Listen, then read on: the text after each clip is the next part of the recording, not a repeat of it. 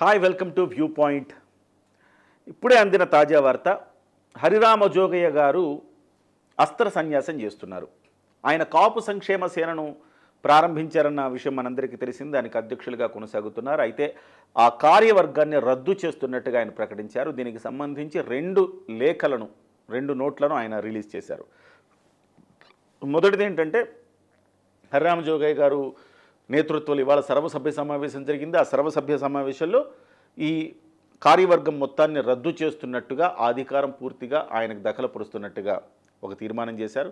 మళ్ళీ జూన్లో పునర్నిర్మాణం చేసేందుకు కూడా అధికారం కల్పిస్తూ మరొక తీర్మానం చేశారు. ప్రస్తుతానికైతే దీన్ని విరామం ప్రకటిస్తున్నట్టుగా ఆయన చెప్పారు. దీనికి జత చేస్తూ మరొక లేఖను కూడా ఆయన పంపించారు. ఆ లేఖలో ఉన్న అంశాలను మనం ఒక్కసారి క్లుప్తంగా చెప్పుకుందాం. ఆ లేఖలో ఆయన ఏం చెప్పారంటే, ముద్రగడ గారు ఎప్పుడైతే కాపు సంక్షేమానికి సంబంధించిన ఉద్యమాన్ని వదిలేశారో ఆ క్షణం తాను ఆ ఉద్యమాన్ని లేదా ఆ కాపు సంక్షేమాన్ని నెత్తికెత్తుకున్నాను, అందుకే కాపు సంక్షేమ సేనను ఏర్పాటు చేశాను అని చెప్పారు హరిరామ జోగయ్య గారు. అయితే ఆ క్రమంలో కాపులకు, బడుగు బలహీన వర్గాలకు రాజ్యాధికారం రావాలంటే ఖచ్చితంగా అది పవన్ కళ్యాణ్ గారు మాత్రమే, ఆయనే తీసుకురాగలరు, ఆయన ద్వారానే సాధ్యమన్న ఉద్దేశంతో ఆయన్ను బలపరచడం కోసం, ఆయన కోసం పనిచేయాలని నిర్ణయించుకున్నామనేది కూడా ఆయన చెప్పారు. అయితే ఈ మధ్యకాలంలో పవన్ కళ్యాణ్ గారు అపార్థం చేసుకున్నారు, అలాగే జన సైనికులు కూడా అపార్థం చేసుకున్నారు, కొంతమంది అమర్యాదగా మాట్లాడారు. ఈ నేపథ్యంలో దీన్ని రద్దు చేయాల్సి వస్తుంది అనేది కూడా ఆయన చెప్పకనే చెప్పారు. మరొక అంశాన్ని కూడా ప్రస్తావించారు. గతంలో చిరంజీవి గారు పీఆర్పీని పెట్టినప్పుడు పార్లమెంటు సభ్యత్వాన్ని వదులుకొని చిరంజీవి గారి కోసం పనిచేశాను. అయితే ఆ తర్వాత ఆయన దాన్ని విలీనం చేయడంతో పార్టీని తనతో పాటు అనేక మంది కాపులు ఆర్థికంగా ఇతరత్ర రూపాల్లో నష్టపోయారు. మళ్ళీ అలాంటి పరిస్థితి రాకూడదు, అలాంటి నష్టపోయే పరిస్థితి రాకూడదన్న ఉద్దేశంతోనే ఇవాళ ఈ నిర్ణయం తీసుకుంటున్నాము అని ఆయన చెప్పారు. అయితే తాను మాత్రం రాజకీయ విశ్లేషకుడిగా మాత్రమే కొనసాగుతాను అనేది జోగయ్య గారు చివరిగా ముక్తాయింపించారు. అయితే ఇక్కడ 2-3 అంశాలు మనం ప్రస్తావించుకోవాలి. హరిరామ జోగయ్య గారు ఆయన కుమారుడు వెళ్ళిపోయిన తర్వాత కూడా ఒక లేఖ రాశారు. పవన్ కళ్యాణ్ గారు అవునన్నా కాదన్నా ఆయన్ని ముఖ్యమంత్రి చేసేంత వరకు నేను విశ్రమించేది లేదు, నా చివరి శ్వాస వరకు ఆయన కోసమే పనిచేస్తాను, ఆయన ముఖ్యమంత్రి చేయటం లక్ష్యంగా నా విశ్లేషణలు కొనసాగుతాయి అనేది ఆయన చెప్పారు. కానీ ఇప్పుడు దాన్ని వైలేట్ చేస్తూ మధ్యలోనే అస్త్ర సన్యాసం చేయడం జరిగింది.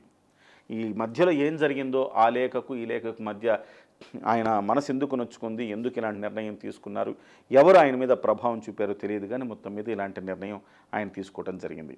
అయితే ఇక్కడ ఆయన 2-3 అంశాలు ఆయన చేసి ఉండొచ్చు. ఒకటి, పవన్ కళ్యాణ్కి కాపు సంక్షేమ సేన మొత్తం కూడా యంత్రాంగం పవన్ కళ్యాణ్ గెలుపు కోసం కృషి చేయమని చెప్పి ఉండొచ్చు, అది ఓ దిశానిర్దేశం చేసి ఉండొచ్చు.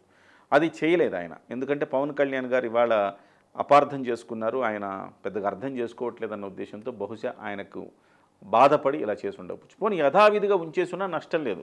ఈ పనిచేసే వాళ్ళు ఆయన కోసం పనిచేస్తారు, పని చేయని వాళ్ళు పని చేయకపోవచ్చు, కానీ ఎవరి ఇష్టానుసారం వాళ్ళు ఉంటారు. కానీ ఆయన అలా కాకుండా రద్దు చేశారు.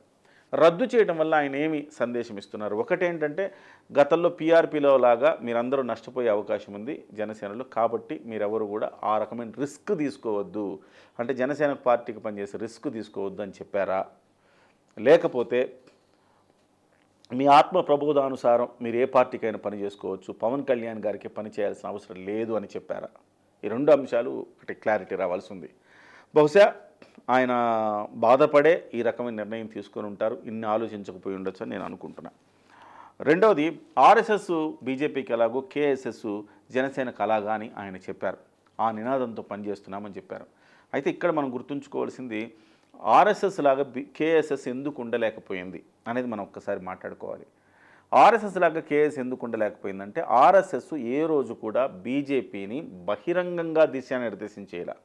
అంతర్గతంగా వాళ్ళు చర్చించుకోవచ్చు, ఆ చర్చల సారాంశం మేరకు ముందుకెళ్ళచ్చేమో, కానీ బహిరంగంగా దిశానిర్దేశాలు చేయలేదు. బహిరంగంగా ఒక కులానికో ఒక మతానికో కట్టిపడేయలేదు.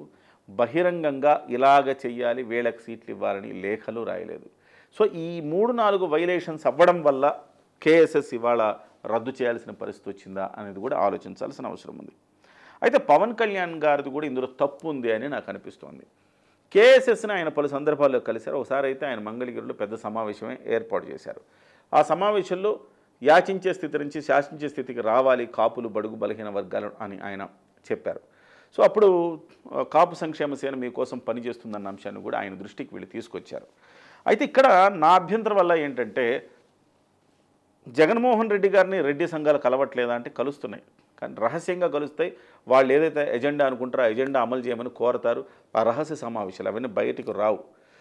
అలాగే కమ్మ సంఘాలు చంద్రబాబును కలవట్లేదంటే ఖచ్చితంగా కలుస్తాయి.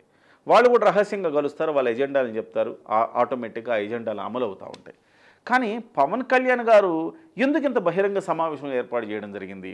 అది మేజర్గా తప్పు. ఆయనే ఇలాంటి ఒక తప్పు చేశారని నేను అనుకుంటున్నా. ఆ తప్పు తర్వాత దానికి మూల్యం కూడా చెల్లించుకోవాల్సి వచ్చింది. అది ఇంతవరకు వచ్చి ఇన్ని లేఖల ద్వారా ఇంత ఒక స్ట్రగుల్ ఫేస్ చేయాల్సిన పరిస్థితి వచ్చిందని నేను అనుకుంటున్నా.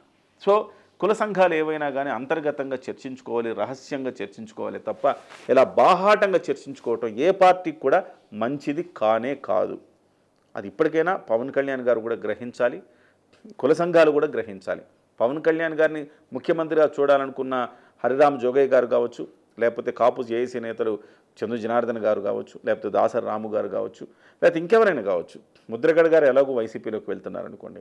సో వీళ్ళెవరైనా కావచ్చు, బహిరంగ సమావేశాలు, బహిరంగ ప్రకటనలు చేయటం వల్ల లాభం కంటే నష్టమే ఎక్కువ ఉంటుందనేది మనం ఈ సందర్భంగా తెలుసుకోవాలి. ఆయనకు లాభం కంటే కుల సంఘాలు నష్టమే చేస్తున్నాయా అన్న అంశాన్ని కూడా ఆలోచించాల్సిన అవసరం ఉంది. ఏదేమైనా హరిరామ్ జోగయ్య గారు తన రాజకీయ విశ్లేషణల ద్వారా ఖచ్చితంగా పవన్ కళ్యాణ్ గారిని, జనసేన పార్టీని మరింత బలోపేతం చేయాలని, చేస్తారని ఆశిస్తూ నమస్కారం.